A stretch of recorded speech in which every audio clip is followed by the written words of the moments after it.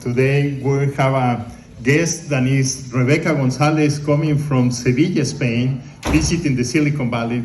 How are you doing, Rebecca, today? Thank you so much for having me. I'm good, I'm great. I'm loving the Bay Area so far. Yeah. How long have you been here in the Bay Area? So since June.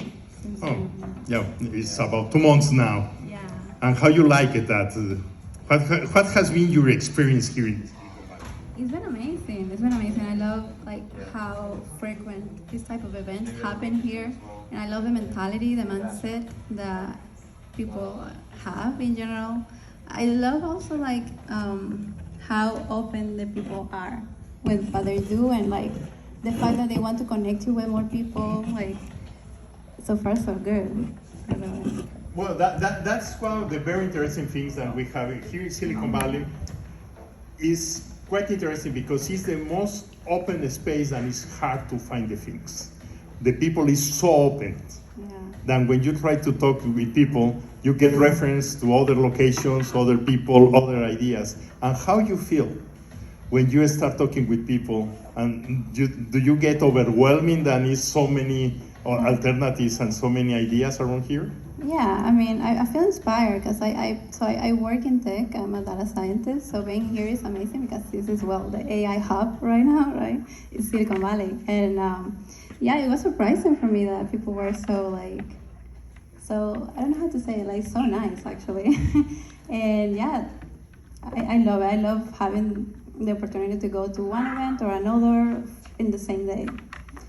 Well, that's one of the points that we would like, and we are streaming that. Is going to be on the website of Hacker Dojo and the C3 Media, this video, because you can share with people from Spain or from other places around the world, and how that is happening. For a lot of people, they get here and they believe that Silicon Valley is is one block, is a group of people, and this is not. Everybody, every place is like that. What is your experience? Definitely. I mean, since I've been here, so this is the second time I'm here. Actually, I came for the first time in winter, and I loved it. It was actually warm compared to other states, right? But yeah, when I came back to Sevilla, people were asking me about Silicon Valley, oh, but what is Silicon Valley, right? And that's actually a question I had too. And my fiance told me oh, okay, so Silicon Valley started in Stanford, but it's not just a place. It's just a mentality, a mindset and a lifestyle in all this area. It covers Palo Alto, Stanford.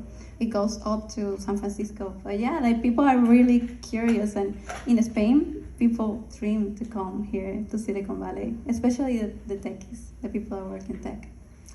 Yeah, and that's natural because one of the interesting things I recall one time, we pick up one visitor that was coming from Asia, and we picked it up in the airport of San Francisco, and we drove to a conference into Stanford, and he was asking, hey, where is the industrial parks?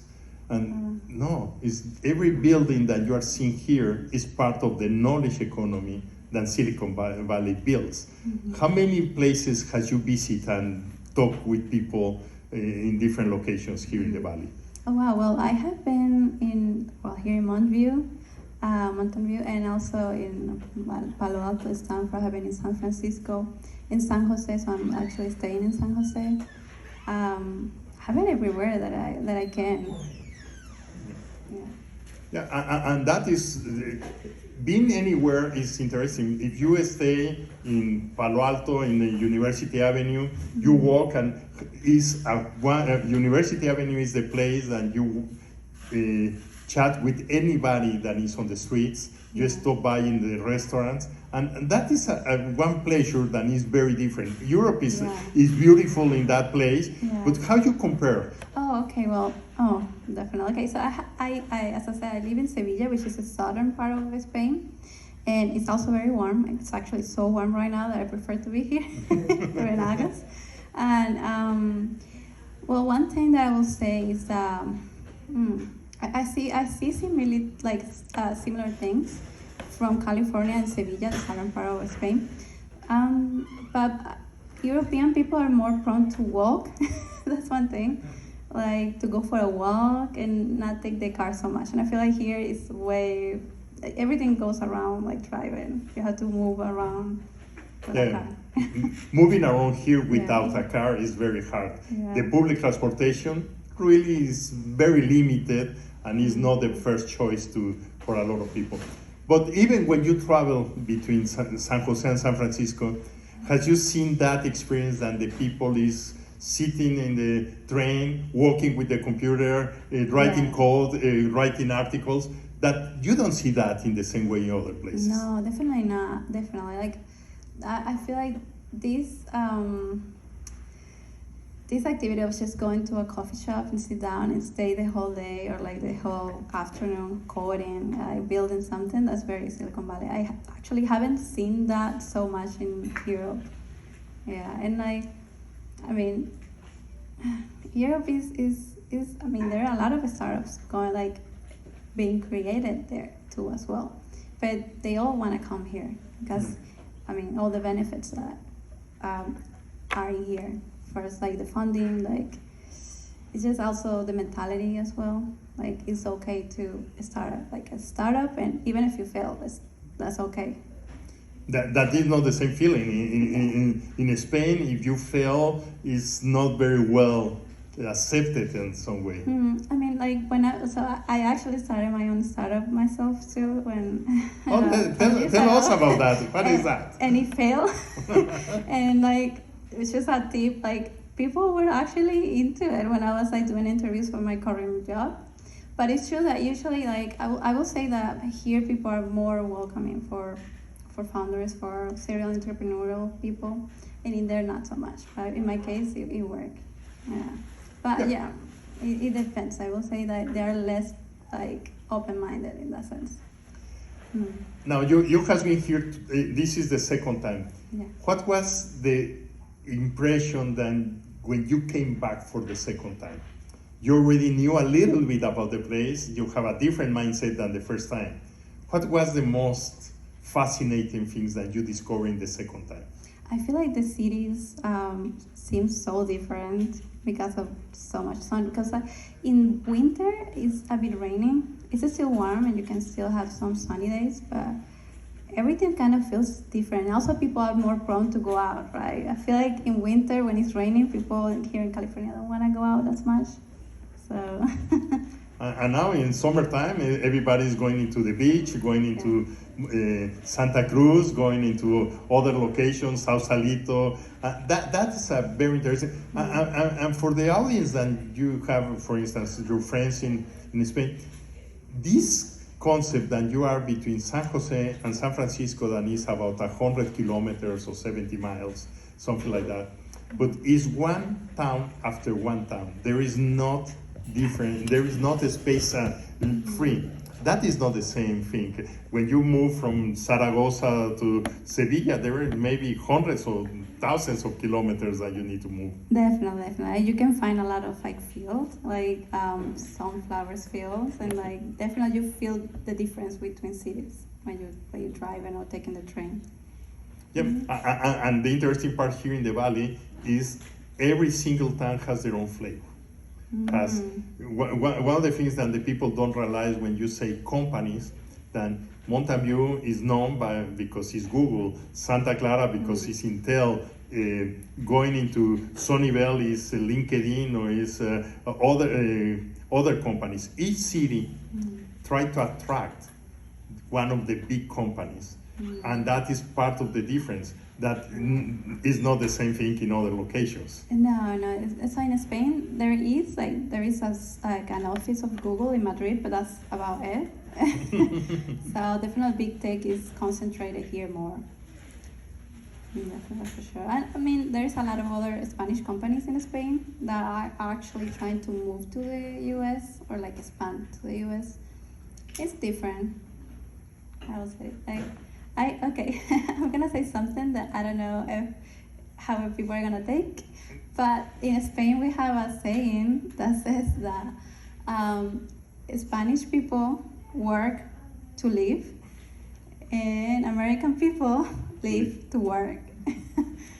So I feel like that mentality or like mindset those shows, at least in Spain. I'm figuring out in here if it's true or not. Yeah, well, that's very true. For instance, summertime in Spain, the people live for 8 weeks, go away, don't work, and don't things. Here, the people enjoy being working all the time. They enjoy really building new things, and it's amazing because also when you have a place where a lot of the big products that are used everywhere around the world are built here. Exactly. That is so true. It's just exciting. So that you're building technology that is gonna be everywhere afterwards. So it's gonna change history. So that's very exciting by itself. So. And are you ready to be part of this Silicon Valley world, moving here, enjoy the place? For sure, yes. What will be your dream? Oh well, my dream will be to actually be an indie hacker. Actually, that's like a really cool dream I have. I don't know if I will get there, but yeah, I would like to have like multiple like digital products that are working very well, and like that I can have this like financial freedom and maybe a small team, and that at some point will grow. But yeah, I'll say that's definitely my dream. Yeah. Well, that is very common here, being indie hacker, and that's important for the audience and for the people here. Indie hacker in some way is a person that starts a business and maybe that business grow. And today there is a new trend that is called the solopreneur. Yeah. That the solopreneur is a person that builds a large company all by himself. He's not looking for funding, he's not looking for building a big team. They want to have that financial independence and have a very scalable business. And with the technology that we have today, you are very much familiar with ChatGPT and all these things, all the tools, all the non-code tools. What could be the best kind of product that you would like to build in that lines? So, well, right now I think the best choice or the best thing that you can do is I find like AI product that you can like, it's fast to ship, it's fast to deploy, but it's like solving a problem that you know very well. You know, if I feel good at like connecting with a community or selling and building, you got it.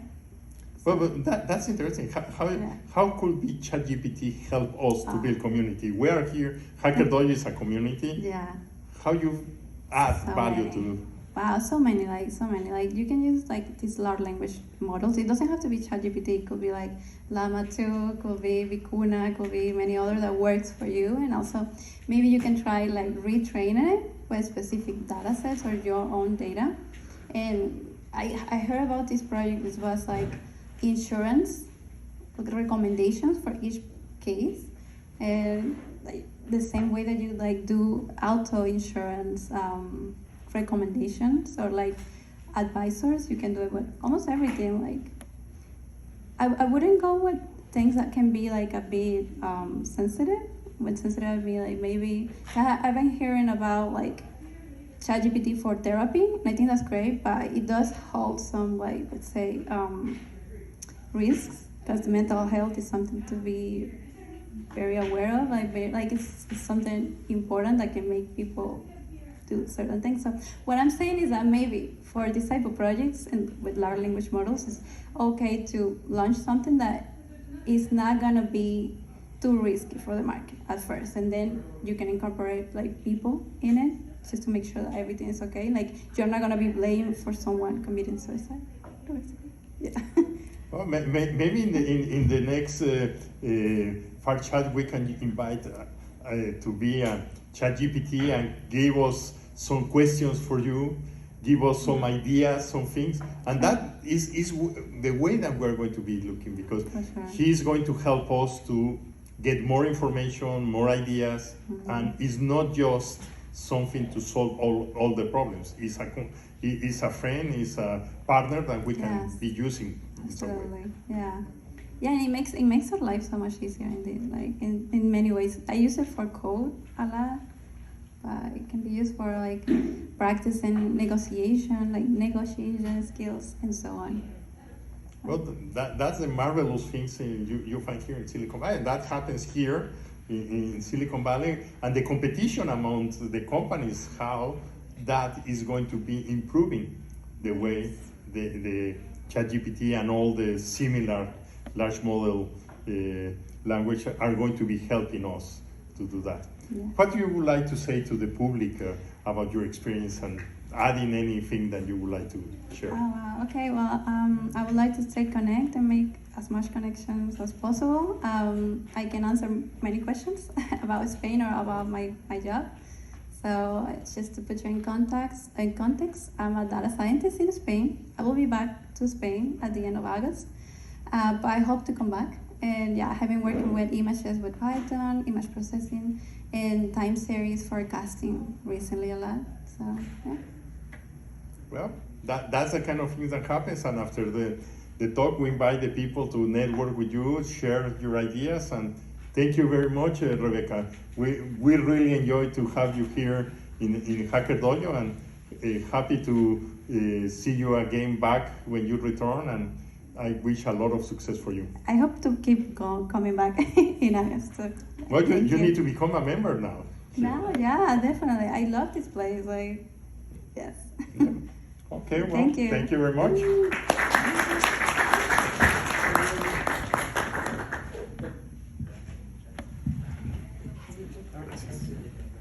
All right, let me get the microphone. Rebecca, microphone. All right, can I get some help to get these chairs off the stage, please? Yeah, thank you. If you guys are interested in